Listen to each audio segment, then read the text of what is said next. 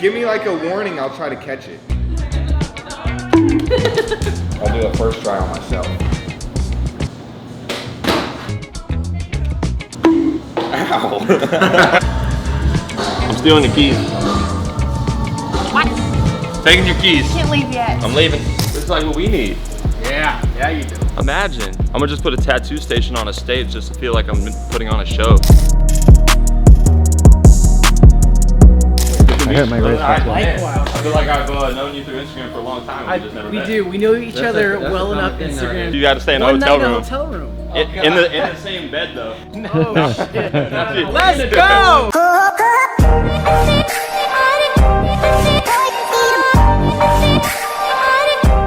What's up, guys? Good morning.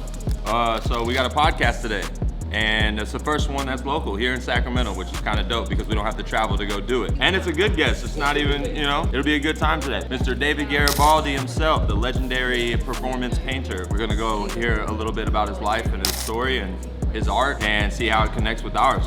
I'm sure we got a lot in common. We both do art different ways, and I'm super curious about the way he does his and how his life was leading up to it. So let's figure out this conversation with David. Shine, Jessa, and the guys are having breakfast right now. I'm super excited.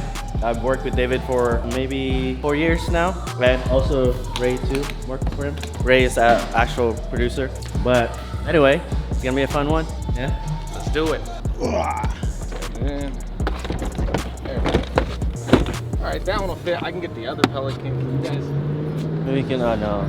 What a beautiful day in Sacramento. Going to our favorite coffee shop right around the corner, trying to get these get the energy up. Today will be fun. Nice will be, this walk will be nice. It's a beautiful fall season in Sacramento. Fall in Sacramento is crazy. When you see all the leaves turn orange and they start falling, it's a vibe for sure. And they didn't call us the city of trees for nothing, even though we're the farm to fork capital now. But it'll be super dope to connect with someone that's from Sacramento because I haven't done that yet. And we really want to get into the scene of like the, what do we call them? The elite of Sacramento, just the people that are doing things out here. We've been doing things, but it's all about networking. So if you don't network and connect with these people, you just kind of like, it's like living next to, like they're like your neighbors, but you never really talk to them. But I don't want to be like that. I want to start connecting with these people, and David is going to be a perfect one to do. And I feel like it's going to be a super easy conversation because I already got so many things I want to ask him and stuff like that. So I think it'll be really fun, and I'm excited about this coffee.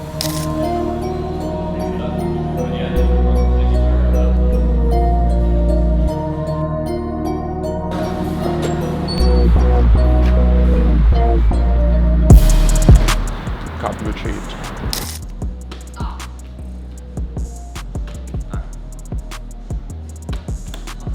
Give me like a warning, I'll try to catch it.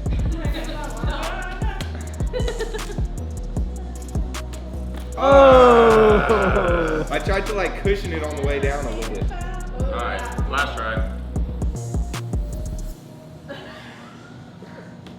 Oh my God! I'll do a first try on myself. Ow!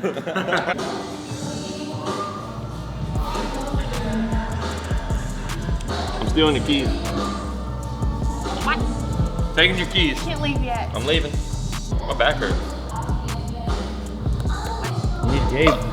What? You need Gabe.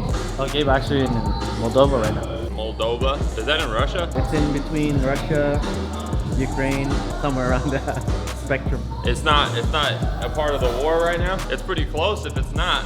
I'm like, he might find himself stuck out there. I'd be scared to do that. All right, we are in the car. It feels weird to drive somewhere local to go shoot a podcast because we haven't done that before. Kind of comfortable. I oddly feel very at ease because we're at home. And I feel like right when we're done, I get to just like go home. So it's kind of comfortable in that way. Plus, Sacramento, man. This is it. Can't wait till we can start taking other guests here and stuff, but that's sometime in the future. iShine guests for sure. We'll do iShine guests. Oh, man. Turn iShine into a show. A real show.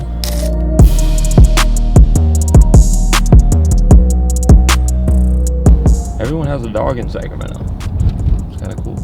I can't wait till they double the size of downtown. Ugh. Dude, they're working on it right now. I know. Imagine it. Just the exploring and the stuff just gets Way better. ×2, bruh. It's crazy. And then we're always probably gonna talk about the new area and the old area, like, Like old Sac. yeah, it's like, yeah, oh, I'm in the new area.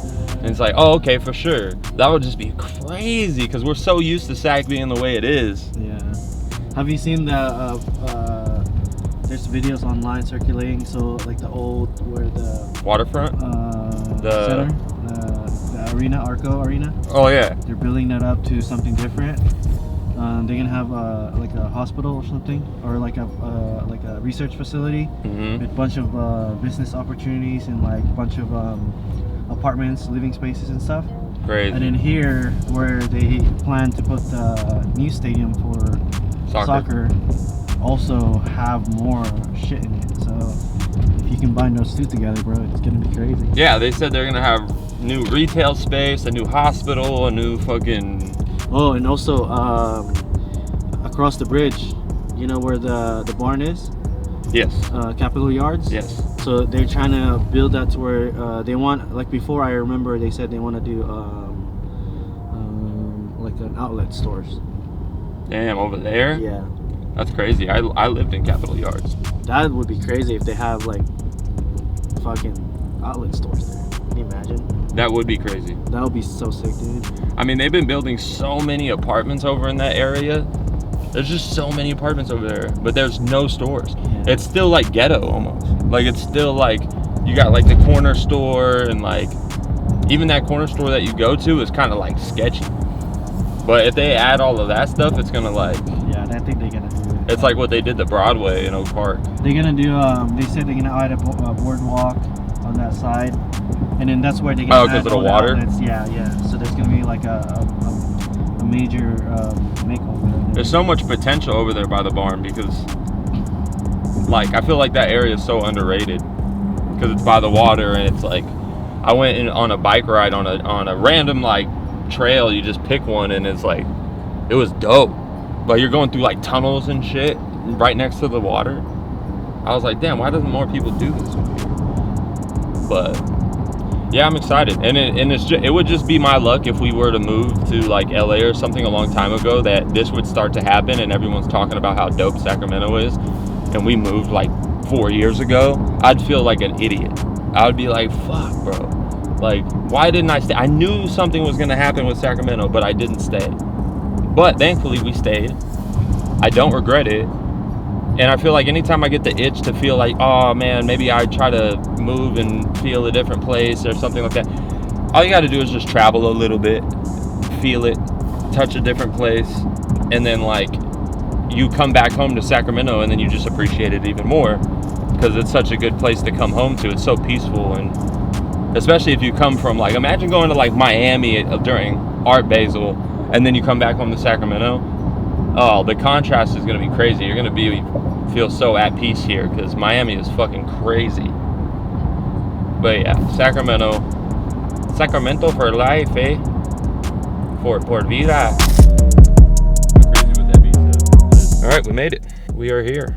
Made it to the warehouse. This is actually David's studio, which is kind of cool. We get to do it here because he does all of his content here and he has a lot of setup and stuff, and this is where he does his paintings other than when he's on the road. So it's kind of cool that we get to see the warehouse also the same way we saw the Solon warehouse, the same way we got to see Corey Miller's shop and all of that stuff.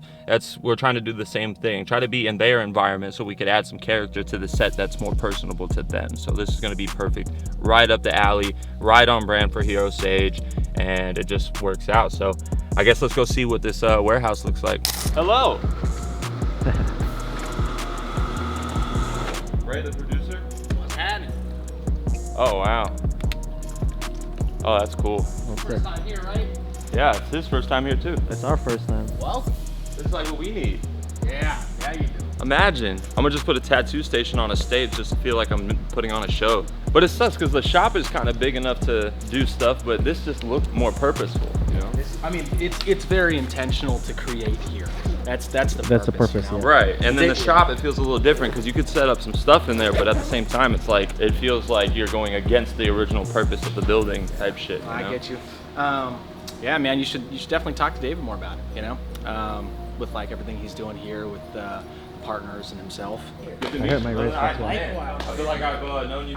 We do. We know each other well enough. Instagram can introduce us. I feel like even when I messaged you, I was like, oh yeah, it's just like I messaged No, I you would someone handshake hours you, ago. but I think it's just because we're in the same circles. Like Beer's always known you. And like, Yeah. I'm sure he's talked about you a lot. And stuff, so. I mean, you got two hitters right here. hitters. So. Yeah, they're definitely a blessing in my mean, world. this I'm sure guy- they're a blessing in your world. No, too. they've been amazing, man. Yeah. So I mean, me and him freaking lived on a tour bus for I know, and what a way to a bond. couple months. Yeah. Fuck, I fucking stayed in a hotel room for one night with this guy, and I feel like I've been with him for a year now. I can't say I've done that with him, Yeah. but we gotta add that to our list. You got to stay in a One hotel night in a room. hotel room. In the same bed though. Oh shit. Let's go. Yeah. And you got to film it. I get a call from HR and like it's Joe. It's Yeah. like, Yeah. yeah, I can talk to you about what. Hey man, I sleepwalk. Ray wanted it. Dave, It was you consensual. actually one of the first times we traveled together, man. One of the first things I asked was we got separate rooms because I was excited because prior to that, a lot of my travel had been in vans or we got to share one room to 4 people because we just try to save on budget. And you're like, no, we're adults. Like we're grown men. We get our own rooms. And I was just so I respect elated. that. Yeah. I was so elated. I was like, thank the Lord. Yeah, because you're like gung ho. I'll do whatever I have to do, but then when Which you is get admirable. yeah. Like I admire that about anyone I work with. Like everyone's just like, I think there's only one guy, and he's actually been with me the longest. He's like, he wants the best. Yeah. Dave Schultz. He's a Dave, he's but a he- diva. But he also makes reservations at great restaurants, so it comes with its perks. But man, we're blessed to have clients that take care of us. Yeah, I you know, heard. like they're happy to see us. Yeah. They're like, they wire the money. We're not getting like duffel bags of cash. Oh, you know? dude, that's It's- crazy. Hey, double That's bags. true, I do. Yeah. Yeah. I mean, All right, yeah. it's hard to travel with it, I guess, but Yeah. yeah, dude, I It heard can be about. done. It We can be gotta done. go back to Dubai and get a duffel bag of cash. Yeah. It feels like that's where you would get it at, right? Like they would just pull up, like one of the sheiks just Dubai. pulls up and just hands you a Yeah. big duffel bag. I don't know. Maybe Indiana might surprise us. Austin and Charlotte. Wow. Just. Are they back to back each day, or you got a day between? You back to There's back? there's day in between. They're trying to fill dates. Like we're like, hey, we got open dates. We can do Vegas F1, and then we can do this LA thing. And I was like, if the travel works, Yeah. And I think the travel didn't work, and we had already booked these, so if the travel works, That was like a lot of energy, but I think you get used to it and you have like a whole system, and you've been doing this a long time, so Yeah. I'd imagine that you're just used to it and you know what you're doing, so it's like Yeah. it's not that big a deal just to jump from one show to the next. yeah, it's definitely the systems in place that help you like not only doing more but sustaining Yeah. doing more. Yeah. It's all that. Because if it feels like you have to scramble for each show, it takes a lot more energy than it needs to. Oh yeah. Probably. Yeah. And I hate feeling that way. Yeah, I I hate it. I don't even want to do it. I don't care how much it is. Like I just want more peace Mm-hmm. now. Like look, if we can get it done, cool. If not, Yeah. just stay with our family. Yeah. Stay home. Yeah. So Yeah, it's a good mindset. We need to talk about this on the podcast actually. Hell So. Yeah, exactly. And then we both grew together. So like me being better on camera versus him being better at like just simplifying like what clips we need to get and what how exactly we should do stuff. We both got better at that at the same time. So Yeah. like he turns on the camera, I'm super comfortable. Sometimes if someone else turns on the camera, it might feel a little different for Yeah. me, you know, which is kind of weird, but I don't know. It's all a learning process, and it's all like skills that you have to develop over time. And stuff. Even the podcast, in the beginning, I used to be like super nervous about it Yeah. because it's like one cut, just fucking talking. But I already talk too much as it is, so I'm perfect for it. let's, bro. Then we're about to have a 3-hour Oh podcast. God! Well, you gotta be out of here by 2:30. Yeah, I do. I gotta pick up the Yeah, kids, but that's plenty of time. I feel like Yeah. it'll be fine. My longest podcast so far is how long was Corey's? That was 2:15 maybe. It's definitely 2 hours and some change. But you know, it's a conversation though. You gotta let it flow. You have to let it flow, and then if you're around good people, like we're just starting, we're just having a conversation right now. Yeah. We haven't even started. Exactly. Right. So if it's flowing, I let it go. I don't really care. If for some reason there was like dead conversation, I would probably end it earlier with some other types of guests and stuff. But so far, it's always been good and flowed really nice. Yeah. I think the only thing that's hard is like when the other person is way more nervous than you, so you basically have to like help them along with the conversation and shit. Yeah. And maybe they don't carry along the conversation as much as you are. That's the only skill that I'm trying to like get better at. Like Mike DeVries was a little you know. Yeah. You should bleep that out. Bleep No, that he out. will. He will. Okay. See, he'll know to bleep that out. Now I made it sound like it was like something. No, like it was really bad. Well, some but no. people don't even do podcasts. So like when someone does my podcast just because I asked them to, out of just the love and stuff, even though they never do podcasts, Yeah. I appreciate it, and I understand that it's going to be like a little bit of that that hump to get over at first, Yeah. and then once you get into the flow, you realize it's just a conversation. I think what I learned doing mine was now I realize like I want to have people on there that really do want to have the conversations. Right. Like whether it's something they want to promote or, you know, just that they have like an ongoing presence, but they know how to just be in that moment. Yeah. Like that's just more. It's more enjoyable for both of us. Yeah, If- and then it feels effortless once you get into it. So Yeah. it's like Yeah. it makes both of our lives easier. Yeah. But yeah, dude, I'm excited. Beekeeper Coffee. Shout out to Beekeeper Coffee. This is what we're going to be ingesting for today's podcast with Mr. David. And Fiji water. Shout out Fiji. PR.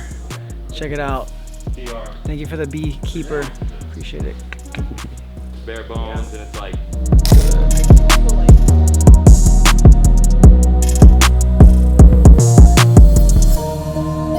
shot. I set up basically we use Ecamm Live. For you to continuously do it. It has to feel easy, and it's already. Alright, so we are here at David's studio, and we got David, Readjusting these color lights real quick. and then Ray's adjusting the lights. So is this It's crazy. Crazy. all right, we're falling into the sky. Let's build this airplane. I would jump out of the plane with you. That's what I said. Yeah. Yes, we're getting out of the plane. It'd be Get different out. if you just and picked then- everyone out and said, "Figure it out for me." Yeah, exactly. Yeah, that's I'd be like, how do you do this? I'd be like, I don't know. Take the whole thing off. You only need TikTok to fuel your other things, Yeah. and the other things is really what matters because you're gonna build community and stuff. So like, yeah, and I'm trying to get them on that same hype. Where did it start for you to start to transform into this performance art that is so unique? Yeah.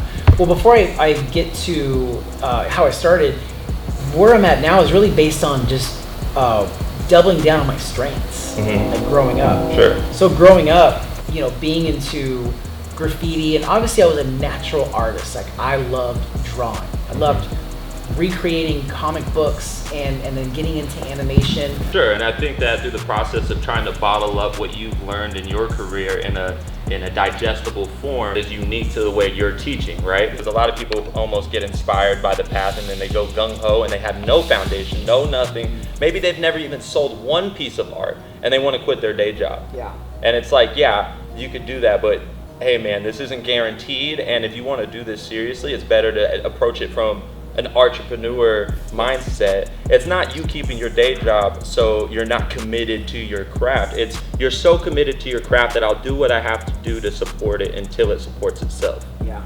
Yeah. That's it right there. Yeah, dude. Hell yeah. Man, I know we could sit here and talk for I know. hours Yeah. more, man. You got your kids you got to get to and Yeah. stuff, and you know what? We could always do other episodes too as we get deeper Yeah. into it. Maybe I come and do your podcast. You know, definitely I want you to come do mine. And something we're doing on mine now is we're doing like calling it paint by numbers. Okay. Kind of unofficially that, but talking about just art business in the news, like whether it's like people, you know, destroying art museums. We just kind of have hot takes on that, or you know, like we were talking recently about a Van Gogh and Pikachu collab that went sour. You know, when we talk about those things, but it'd be cool to just get your take on those things that hopefully would inspire some other creatives as well. Yeah, I love it, and that's what this is all about, to inspire you guys and give you guys different perspectives on how to, you know, tackle your lives and your crafts. And it's great having David on here. He's the first guy that we've had on here that's not a tattoo artist. Honored. Yeah. Thank you. And this is the direction I've always wanted to go, guys. I know a lot of my tattoo artist audience is like, why would you do it without a tattoo artist? This is your industry. But I'm doing it to show you guys that the perspectives on art and just trades in general, there's a certain commonality that happens throughout each of these, your path. There's a lot of things that are similar and things you have to go through, and there's a lot of stuff you can pick up from different industries to take into your own industry and create the life you want. It felt easy, dude. Yeah, I mean, it's just conversation, you know, but also there's a lot of insights that you have, that how you've approached your industry differently You know, and I think it's just inspiring to anyone building a brand. Yeah, and I think that's why I want people on like you, because I feel the same about you. I mean, you've created the whole ecosystem, which I wanted to get to more of the ecosystem that you have now. We talked a lot about how you got here, but in the next one, if we do it, it would be great to talk about how it is now and like, and just how it works and what you've developed, what's the most key points, and then monetarily how you're able to survive off it. Because I think a lot of artists, like, you know, you have your main thing you make the most money from, then you have your secondary thing, and then the third, and it's good for people to know that. Adds up. It all adds up, even the small stuff, selling prints. Although it might seem like just potatoes, like it adds up to that's a wrap, baby. Episode number 5 of the Hero on the Stage podcast. Our first guest that's not a tattoo artist. I feel like it went great. I feel like there was a lot of relevant topics to what I do, to what he does, and it didn't feel random, like I was trying to force a connection. I think that it flowed good. There's a lot of clippable stuff and a lot of good value. So it went exactly as planned.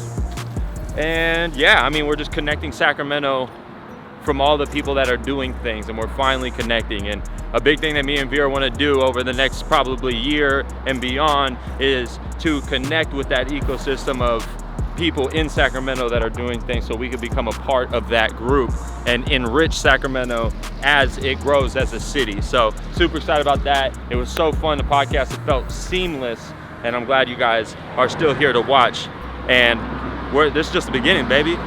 All these cars passing by, I don't care, okay? I'll see you guys next time, all right?